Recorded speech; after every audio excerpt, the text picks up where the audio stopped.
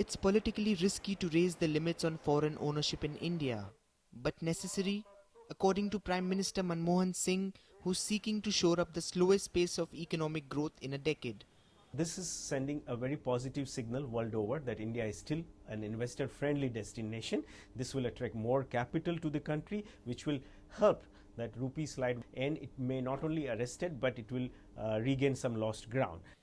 Ownership rules are being relaxed in 12 sectors.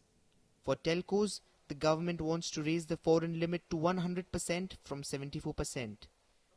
In defense and insurance, foreigners may own 49% of a local company, up from 26%. In theory, greater foreign participation means spreading the financial burden. In reality, the telecom sector is already an overcrowded, competitive landscape.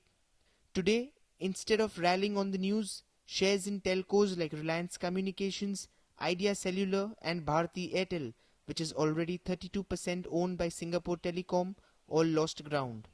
Equity analysts say there's little incentive for investors despite optimism from some industry groups.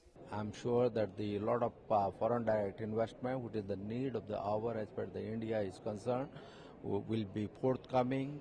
The sector will be revived, lot of sickness will be removed, and the banks will also instill their confidence in this particular sector. The government is fighting to arrest the slide in the Indian rupee, and the finance minister is reassuring about funding the country's ballooning current account deficit. I think with growth close to 6%, we should be able to collect 19% more than last year.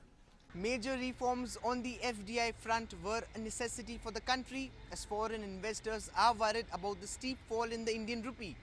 But the major concerns are unstable policies and the political uncertainty that are still plaguing the country. Murtaza Merchant, Channel News Asia in Mumbai.